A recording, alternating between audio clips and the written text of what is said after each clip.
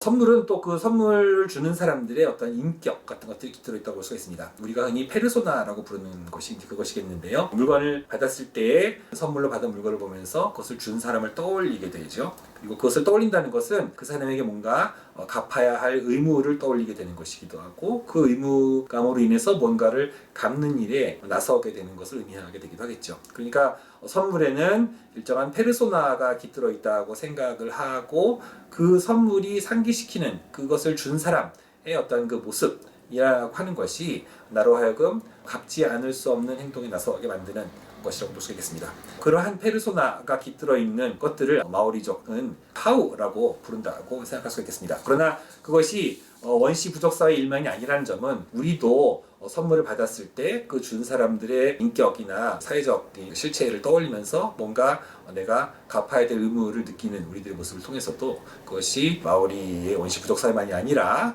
세계 전체에 퍼져 있는 선물에 관련된 관념이라고 하는 점을 확인할 수가 있습니다. 마르셀 모스는 1872년생인데요. 증여론이라는 책을 1925년에 저술합니다. 그것은 제1차 세계대전이라고 하는 거대한 사륙과 참혹한이라는 비인간의 사태 속에서 이러한 전쟁으로 치닫는 자본주의가 어떠한 대안적인 사회의 모습을 가져야 되겠다라고 하는 생각 속에서 이 증여론이라는 저작을 만들었다고 할 수가 있습니다. 그 원시 부족 사회에서 선물이 어떻게 작동하고 있는지만을 밝히려고 하는 것이 아니라, 그 선물이라고 하는 원리가 현대 사회에서도 기초로 작동하고 있다는 점을 또한 보여주려는 일이었다고 할 수가 있을 것 같습니다. 모스는 원시 부족 사회에서의 선물이 어떻게 돌아가는지를 검토한 데 이어서 고대 문명 세계에서의 어떤 고대 법 체계들 속에 이 선물이라는 관념들이 어떻게 깃들어 있는지를 확인하려고 합니다. 고대 로마법에서는 물건은 그 자체로 인격과 효험을 가진 것으로 생각을 하면서 그것이 사람을 구속한다라고 하는 관념을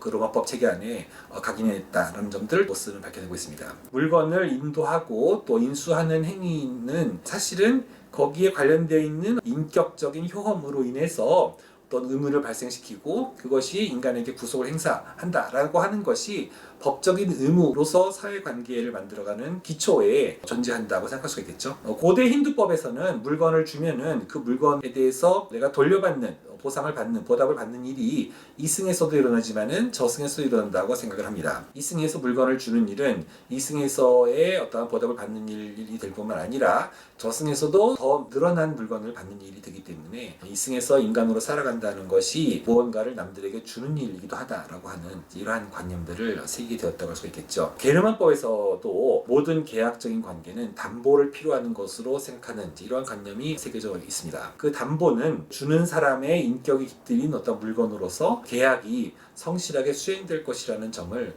확인해주는 일종의 선물 같은 것이라고 볼 수가 있는 것이겠죠. 그 담보를 때로는 주는 사람과 받는 사람이 반으로 쪼개서 나누어 가짐으로써 그러한 계약 관계를 맺은 사람들의 인격적인 결합이라고 하는 부분을 확인해주는 작용을 한다고 볼 수도 있겠습니다. 그렇기 때문에 그 선물은 게르만어에서는 선물이라는 단어, 돈이 포이즌을 뜻하는 단어이기도 하다는 겁니다. 이 선물이라고 하는 것이 한편으로 좋은 인격적인 친근함, 애정, 호의 이런 것들이 깃들어서 오는 것이지만 동시에 그 의무를 수행하지 않았을 때는 독이 되어서 선물을 받은 사람 자체를 파괴하는 성격을 띠게 된다고 할 수가 있겠죠. 중국법에서도 물건은 소유자와의 관계가 끊어지지 않는 것으로 생각하면서 물건을 거래하면서 계약적인 의무 관계가 종료된 이후에도 원소유자와의 그 물건의 관계가 이어져 있다고 생각을 하고, 그 물건이 원래의 소유자와 새롭게 소유하게 된 사람이 갖는 어떠한 그 인격적인 유대관계의 기초에 존재한다고 하는 관념들이 있다고 할 수가 있습니다. 이것은 이제 한국도 마찬가지인데요. 동아시아에서는 이것이 환퇴라는 제도가 나타나면서 물건을 매매했다가도 원소유자가 그 물건을 다시 되사할 것을 주장할 때 그 사람에게 그 물건을 되팔아야 되는 관계로 나타나게 되기도 합니다. 조선에서도 땅을 거래할 때 문서들을 쭉 이어나가면서 예전에 거래했던 계약 문서, 문기라고 하는데요. 구문기 위에 신문기를 덧붙여 나가면서 새로운 계약 관계들을 확인하는 모습들이 나타납니다. 이것은 그 물건의 최초로 매매가 이루어진 수백 년 전 시점부터 오늘에 이르기까지 그 물건이 누구로부터 누구에게 건너졌는지를 또 시간 계열로 나타내는 이런 모습들이 계약 문서의 물질적인 형태 속에도 있다고 할 수가 있겠는데요. 오늘날의 등기제도에서도 이러한 그 거래 내역들이 밝혀져 있는 것들도 사실 이러한 식의 사고들의 연장이라고 볼 수도 있는 것 같습니다. 그러니까 계약 관계라고 하는 것도 우리가 대가를 주고 물건을 주고 받음으로써 끝나는 일처럼 생각을 하지만 실은 계약 관계라는 것이 그 물건만으로 끝나지 않는 어떤 다른 것들이 그걸 통해서 오고 간다라고 하는 생각이 거기에 깃들어 있다라고 할 수가 있는 거겠죠. 사회보장에 관한 유럽인들의 사고에서도 이러한 모습이 나타납니다. 자본가가 노동을 제공받고 사장님이 노동을 통해서 물건을 생산했을 때 그에 대해서 임금을 지급함으로써 대가를 치르지만 그 물건을 받은 데에 대해서 임금을 지급한 것 외에 그 물건으로 인해서 발생하는 여러 효과들의 덕을 기업가가 그리고 사회가 그리고 국가가 입었다고 생각을 하면서 그 노동자가 받은 임금 외에 노동자의 재반 생활에 대한 보장을 기업가가 그리고 사회가 그리고 국가가 해주어야 한다라고 하는 생각이 각인되어 있다고 할 수 있다는 것이죠. 이러한 계약을 통해서 노동을 제공하고 임금을 받는 관계 자체가 그것으로 끝나는 것이 아니라 더 넓고 더 크고 더 깊은 사회보장의 고리를 만든 일이라고 할 수가 있는 것 같습니다. 이것은 사회보장뿐만 아니라 각종의 환대라든가 잔치라든가 축제를 베풀어야 하는 의무 같은 것들로 나타난다고 볼 수가 있겠고요.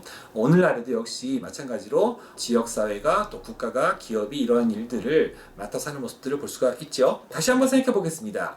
계약관계는 자본주의 사회의 기초입니다. 그런데 왜 우리는 계약을 맺게 될까요? 그저 돈을 많이 준다고 우리가 계약을 맺는다고도 볼 수가 있겠지만 그것만에 의해서 계약을 체결하지는 않는 것 같습니다.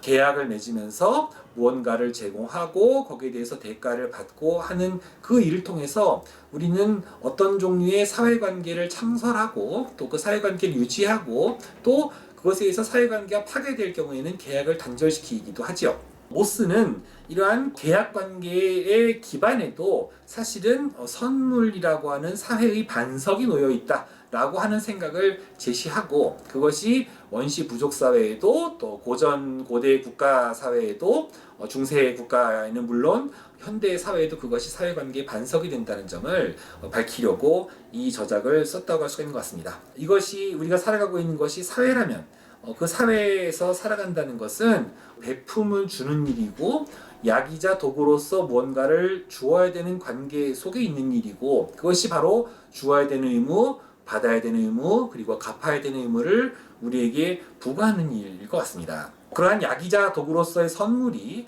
또 복지와 보장이 따라붙는 그런 이유이기도 할 것이겠고요. 그것을 하지 않는다면 우리는 사회 속의 인간도 아니고 독에 중독된 환자이거나 인간 이하의 존재가 될 수밖에 없다는 점을 모스는 우리에게 설명해주고 있는 것 같습니다. 이것은 마르크스주의적인 생산의 패러다임에서 사회를 바라보는 관점을 벗어나서 선물이라고 하는 또는 교환이라고 하는 일종의 소비 행위를 통해서 사회관계를 바라보는 기초를 만들었다는 점에서 이 모스의 증여론이라는 저작이 가지고 있는 위대함이라고 하는 부분이 찾아질 수 있는 것 같습니다. 일단 마르셀 모스에 대한 설명은 여기까지로 하겠습니다. 감사합니다.